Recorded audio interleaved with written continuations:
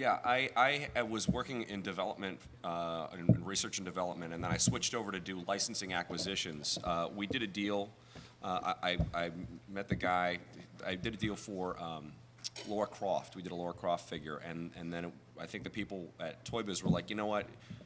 You should go out and find new properties for us to make because we don't want to just do Marvel. We want to add other things. So I just did that for about 2 years, and I didn't like it because I really liked working on toys. And the one thing that brought me back over was Lord of the Rings. When we got the Lord of the Rings line, I'm like, I have to work on this line.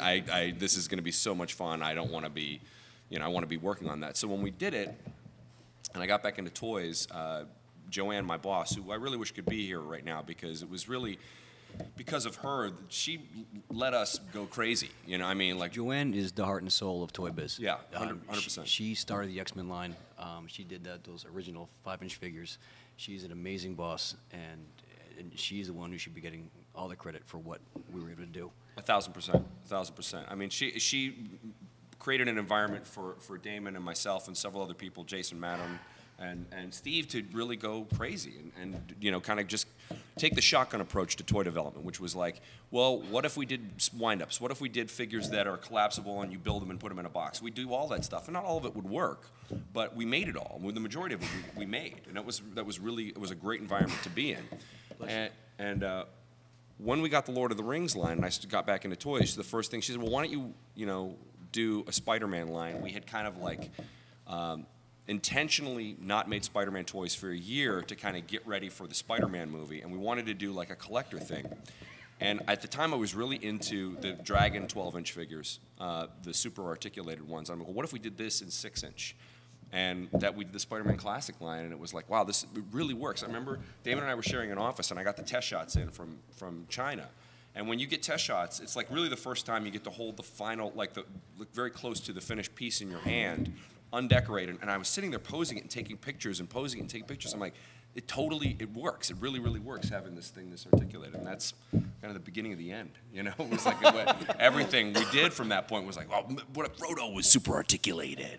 Make his toes move. I don't know. It was terrible. It was terrible. It was like it was an addiction. We were like, how many things? And then Damon, I think, capped it. He did that the Amazing Spider-Man for the movie line, which was 18 inches tall and had 67 points of articulation. Yeah, it's like you could do this. You could open and close the hand, every single knuckle. And everyone did this with it. Yeah. Everybody did do that. I'm sorry if you're under 18. Just a fun fact, my 18-inch Spider-Man, at E3 one year, they gave out these tiny little Wiimotes. So my 18-inch Spider-Man is playing the Wii at my house. So they can hold it right like that. So sometimes Spider-Man, I just sit on the sofa and play Super Mario Brothers or something. So at its peak, how many different sort of lines were you doing? Because if you think about because you were designing for like Marvel Select and a lot of those other things. So sort of at your peak, how many different lines were the two of you guys running? It was Marvel Legends, Lord of the Rings, Spider-Man movie, and all the Marvel movies. I mean, and including Diamond Select, and then Spider-Man Classic. I mean, it was really funny because. And Lord of the Rings. He's more Lord of the Rings. Yeah. It was a lot of shit. I mean, it was like we broke out and did Capcom figures. We did Super Mario Kart. Those are awesome. Yeah, we went well beyond our own license. Oh yeah. And can you kind of talk about your process of character selection? Because I know Eddie would just be making lists furiously at home in between painting that he would go, well, how awesome would that be? We went to dinner actually, not too when we were still doing product. It was me, Eddie, and Chris Tallman, this guy who's a really big nerd and a really funny comedian. And it was one of those restaurants where it's like they just throw paper down on the table and they do it every time. And we literally had almost the entire table covered. And we're like, okay, well, MODOK has to come before AIM Soldier because he's going to need soldiers. Okay, all right. Well, it was like a very serious conversation. And we all went home alone that night. That's a surprise.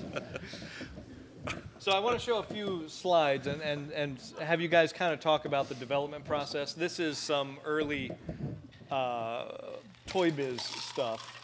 And like the first thing is the sort of genesis of their 12-inch line that they did. And